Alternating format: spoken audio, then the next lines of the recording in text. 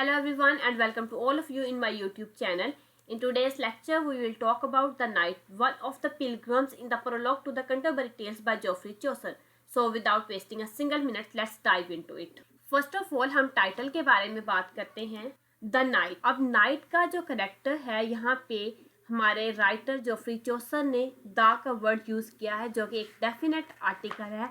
It means that कि the night जो है वो एक स्पेसिफिक टाइम पीरियड के नाइट के करेक्टर को रिप्रेजेंट कर रहा है. अब फर्स्ट ऑफ ऑल हम बात करेंगे नाइट. अब नाइट का जो करेक्टर था वो मेडिवल वॉरियर के नाम से जाना जाता था 14th सेंचुरी में. इसके अलावा ये ऑनर का सैम्बल, लॉयल्टी का सैम्बल और ब्रेवरी के सैम्बल के तौर पर जाना जाता था 14th सेंचुरी में. और जो नाइट का करेक्टर होता था वो मोस्टली नोबल ब्लड से बिलोंग कर. नोबल ब्लड मीन्स डैट के ये मोस्टली ये जो था किंगशिप का खून होता था, किंगशिप का ब्लड होता था.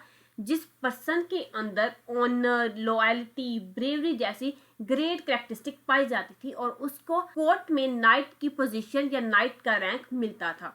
अब यहाँ पे ये भी है कि जो नाइट का रैंक था वो जस्ट किंगशिप के ब्लड को मिलता था, तो ऐसा बिल्कुल भी नहीं है. इट मीन्स दैट के वहाँ के जो कॉमन पर्सन थे उनको भी ये रैंक मिल सकता था अगर किसी पर्सन के अंदर ब्रेवरी, ऑनर और लॉयल्टी जैसी कैरेक्टरिस्टिक पाए जाएं, तो उस पर्सन को भी अपनी कैरेक्टरिस्टिक शो करके या अपनी जितनी भी उसकी बेस्ट एफर्ट्स थी उनको शो करके वो कोर्ट में नाइट के रैंक को अचीव कर सकता था. सो अब हम यहाँ पे आज की इस वीडियो में एक्सप्लोर करेंगे इसके कंप्लीट कैरेक्टर स्केच को और समरी को. सो हम आज की अपनी इस वीडियो को स्टार्ट करते हैं. फर्स्ट ऑफ ऑल हम character sketch of the knight पे बात करेंगे. Chaucer presents the knight as a paragon of chivalry, honour and truth. अब यहाँ पे जोफ्री चौसर ने अपने जो नाइट को प्रेजेंट किया है वो एक पैरागन है, एक ऐसा पर्सन है जिसके अंदर ये तमाम किस्म की ग्रेट कैरेक्टरिस्टिक पाई जाती हैं जिनमें शिवालरी है, ऑनर है और ट्रूथ है. इसके अलावा he is a Nobel warrior who has fought in many battles across and justice, Europe, Africa and Middle East, always for the sake of faith. अब यहाँ पे जो है जोफ्री चौसर ने बताया है कि वो एक ग्रेट वॉरियर था जिसने जस्टिस के लिए और फेथ के नाम पर बहुत सी जंगों को जीता था. जैसा कि उस टाइम पे यूरोप पे, अफ्रीका में और मिडल ईस्ट में फाइट हो रही थी. किसके लिए? क्रिश्चियनिटी जो थे यानी कि जो क्रिश्चियन पीपल थे वो वॉर कर रहे थे मुस्लिम्स के साथ ताकि वो अपनी होली लैंड को वापस ले सके. तो इस दरमियान या इस दौरान जो हमारे नाइट का कैरेक्टर है उसने एक ग्रेट रोल प्ले किया. Despite his social rank the knight is described as humble, modest and gentle. अगरचे उस टाइम पीरियड की सोसाइटी में नाइट का जो कैरेक्टर है वो इंतहाई अच्छे सोशल रैंक पे रैंक करता था. इट मीन्स दैट कि इसको कोर्ट में एक बहुत ही अच्छी और बेस्ट पोजीशन इसके पास थी. लेकिन इन तमाम के बावजूद भी उसको जोफ्री चौसर ने एज अ हम्बल, मोडेस्ट और एक जेंटल पर्सन के तौर पर रिप्रेजेंट किया है. इट मीन्स दैट कि जितने भी कैरेक्टर्स हैं वहाँ पे 31 पिलग्रम जो कि होली शिनान की तरफ जा रहे थे, जस्ट ये एक वन कैरेक्टर है जिसको जोफ्री चौसर ने पॉजिटिव वे में पोर्ट्रे किया. नेक्स्ट लाइन में इसकी अपीयरेंस की बात करता है. His appearance is also simple.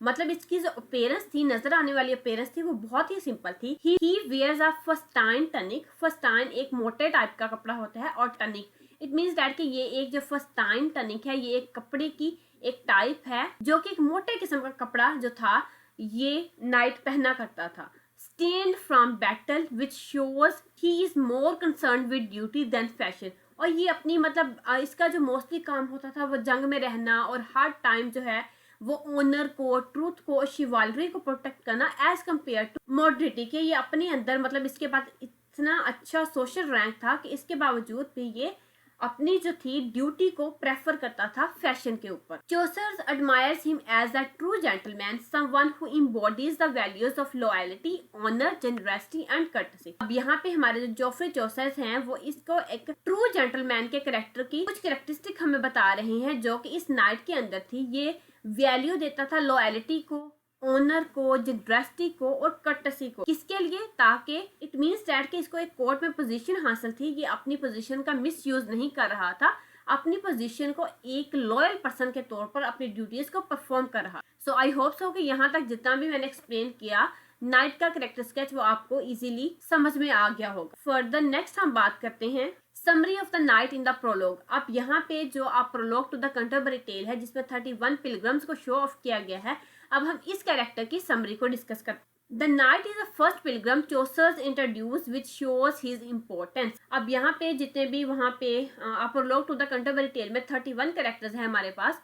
इनमें से जो नाइट का कैरेक्टर है वो फर्स्ट कैरेक्टर है और जोफ्री चॉसर ने इसको बहुत ही पॉजिटिव वे में पोर्ट्रे किया है ताकि वो अपने इस जो है उन्होंने अपना ये वर्क जो 31 पिलग्रिम्स का स्टार्ट किया है उसकी इंपॉर्टेंस को शो ऑफ कर। He has fought in the Crusades and many other wars, proving his bravery. मतलब इन्होंने बहुत सी वार्स में ये जो नाइट है इन्होंने पार्टिसिपेट किया। इस टाइम पीरियड पे 11 से 13 सेंचुरी में सिर्फ मुस्लिम्स के दरमियान में वार हो रही थी। किस चीज के लिए हो रही थी? क्रिश्चियन जो थे वो अपनी होली लैंड को वापस गेन करना चाह रहे थे, तो उनकी अपनी होली लैंड के लिए जो स्ट्रगल थी उस टाइम पीरियड पे नाइट का कैरेक्टर जो है वो इम्पोर्टेंट रोल प्ले करता है और अपनी ब्रेवरी की वजह से उसने इस बैटल्स को भी जीता। Despite his achievements he remains humble and respect. अब यहाँ पे वो पॉइंट हमारे पास बात कर रहे हैं कि अगरचे इसने इतनी ज्यादा अचीवमेंट अपनी लाइफ में अचीव की थी लेकिन इनके बावजूद भी ये हम्बल था और इट मीन्स दैट कि एक जेंटलमैन की भी यही कैरेक्टरिस्टिक होनी चाहिए कि अगरचे वो दुनिया में किसी भी रैंक पर पहुंच जाए लेकिन उसमें जो उसकी हम्बल नेचर है और उसमें एक रिस्पेक्टफुल का एलिमेंट है वो हमेशा रहना चाहिए। He joined the pilgrims not for show but as an act of faith and devotion. अब मैं आप लोगों को ऑलरेडी बता चुकी हूँ कि ये 31 पिलग्रिम जो थे वो होली श्राइन की तरफ जा रहे थे लेकिन ये उनमें से एक वाहद पर्सन था, एक वाहद कैरेक्टर था जो कि शो ऑफ करने के लिए नहीं जा रहा था बल्कि एक एक्ट ऑफ फेथ के लिए और डिवोशन के लिए जा रहा था। मतलब होली श्राइन के साथ इसकी डिवोशन थी, इस वजह से जा रहा था और अपने फेथ को शो करने के लिए जा रहा था। बाकी इसमें हम जितने भी कैरेक्टर को मैं ऑलरेडी डिस्कस कर चुकी हूँ जिनमें प्राइडस का कैरेक्टर हमने डिस्कस किया, मंक का कैरेक्टर डिस्कस किया, वाइफ ऑफ बाथ का कैरेक्टर डिस्कस किया, तो वो सारे होली श्राइन की तरफ जा तो रहे थे लेकिन उनका पर्पस जो था वो शो ऑफ करना था एज कम्पेयर टू कि अपनी फेथ को या डिवोशन को रिप्रेजेंट कर। तो आई होप सो कि यहाँ तक जितनी भी मैंने इसका कैरेक्टर एनालिसिस किया और इसके साथ हमने इसके कैरेक्टर की समरी को डिस्कस किया वो आप लोगों को क्लियर होगी। So thanks for watching the first part. In the second part, we will dive into the themes and critical analysis of the Knight character. Don't forget to subscribe and hit the notification bell for more content. Thank you for watching this video.